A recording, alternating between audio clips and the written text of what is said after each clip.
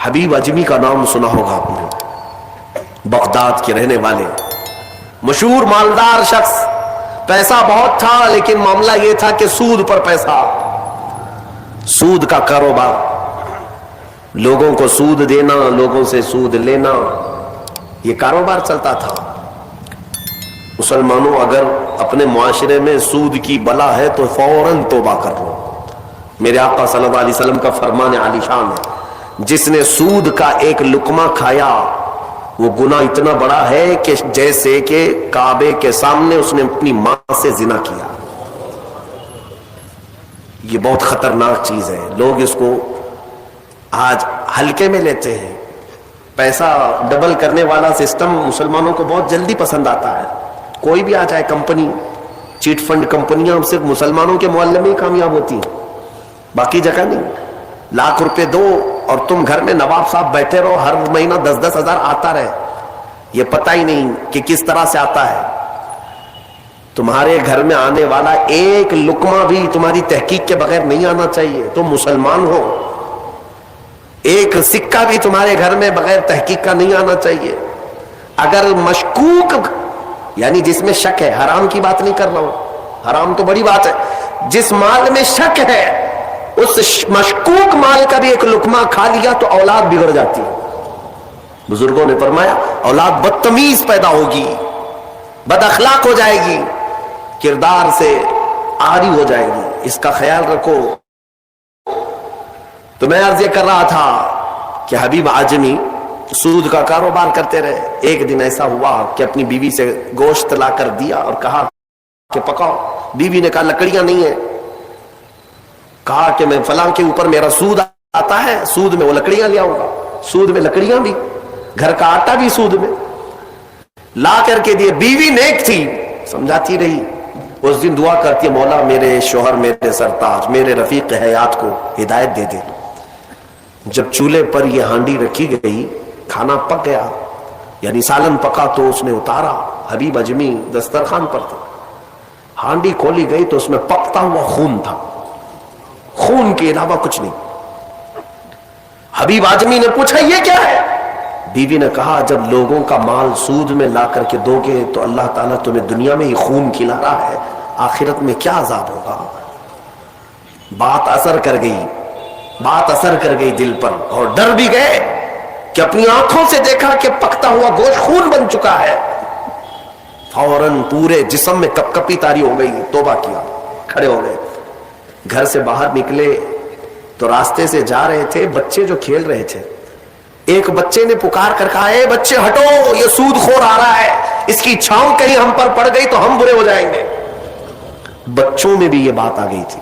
حبیب اجمی کو آج دل پر بات لگی، میرا رب کسی کے لیے ہدایت دیتا ہے تو کچھ ذریعے بنا دیتا ہے۔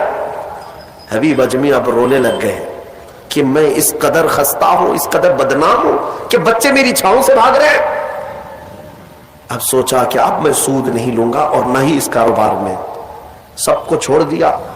لیکن اب مسئلہ یہ تھا کہ بچپن شروع سے کوئی کام کرنے کی عادت نہیں تھی، پیسہ دینا ہے، مارکیٹ میں گھما کر کے بڑا کر کے لانا ہے، کام کرنے کی عادت نہیں تھی، فن نہیں تھا، ہنر معلوم نہیں تھا، اب کمائیں تو کیسے کمائیں۔ سوچا کہ اب اس چیز کو چھوڑ دیا ہو، تو بیوی سے آ کر کے کہا میری رفیق حیات میں نے توبہ کر لیا ہے، میں نے توبہ کر لیا، آج کے بعد سے یہ سود کی طرف میں ہاتھ بھی نہیں بڑھاؤں گا۔ بیوی سجدہ شکر ادا کرتی اور کہتی ہے میرے رفیق، اے میرے زندگی کے ساتھی، اب فکر مت کرنا، میں تم سے کسی چیز کا مطالبہ نہیں کروں گی، آدھی روٹی بھی لاؤ میں صبر کروں گی، آدھی روٹی بھی آئی تو میں صبر کروں گی، اس لیے کہ آپ حلال رزق کی طرف جا رہے ہیں۔ کاش ہماری عورتیں ایسی ہوں جو اپنے شوہر کو سیدھے راستے پر لانے کا سبب بن سکے، ورنہ بہت ساری عورتوں کے مطالبات کی وجہ سے مرد حرام کاریوں میں پڑ گئے۔ تنخواہ تھوڑی سی ہے، عورت کے مطالبے زیادہ ہیں، اس کے مطالبے پورے کر نہیں پا رہا ہے تو حرام کاریوں میں مصروف۔ بہت سارے مردوں کے بگڑنے کی وجہ ان کی عورتیں بنی ہیں، اور جب پورا نہیں کر پاتے اور پیسہ بھی نہیں مل پاتا تو پھر نشے کی عادت لگ جاتی ہے، ٹینشن سے مکتی چاہیے۔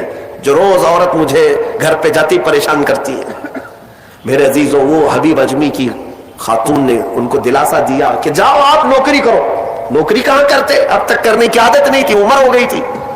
سیدھے گئے, ایک دیہات چھوٹا گاؤں تھا, اس گاؤں کی ایک مسجد تھی, مسجد کے اندر جا کر بیٹھ گئے.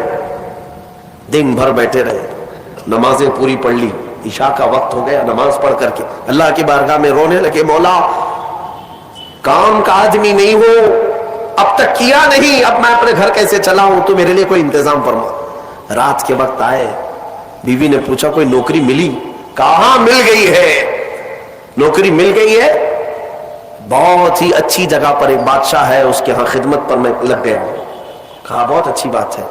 دوسرے دن پھر گئے, اسی مسجد میں بیٹھے رہے. رات کو آئے, بیوی نے پوچھا کچھ اجرت ملی آج, جس بادشاہ کے ہاں کام کر رہے ہو تمہاری نوکری پر کچھ تنخواہ ملی؟ کہا نہیں, بادشاہ نے کہا ہے کل دے دوں گا.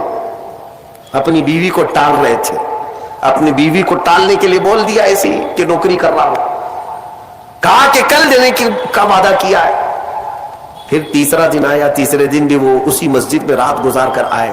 بیوی نے پھر پوچھا کچھ اجرت ملی؟ کہا نہیں آج بھی نہیں دیا بادشاہ نے, کہا کل دے دوں گا. چوتھا دن آیا, چوتھا دن بھی مسجد میں گزار کر آئے.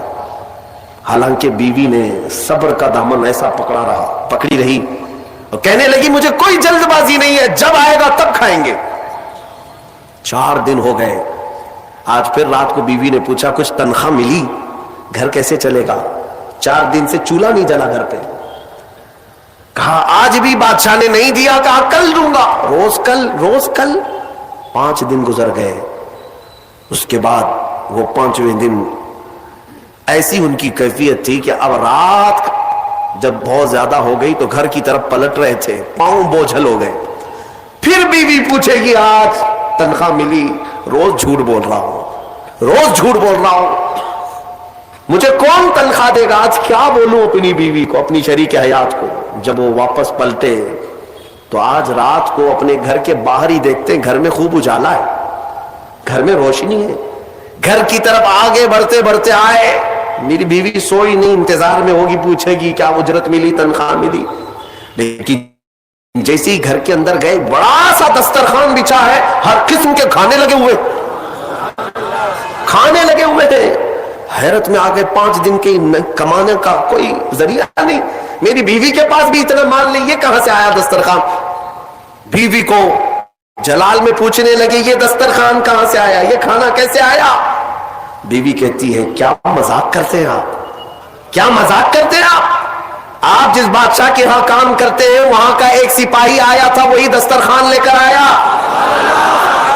اور سارا کھانا اسی نے دیا ہے, اور یہ مجھے کہہ کر گیا ہے اے خاتون تیرا شوہر رات میں آئے تو اسے کہہ دینا یہ تو 5 دن کی اجرت ہے, اور محنت کرے گا اور اجرت دی جائے گی.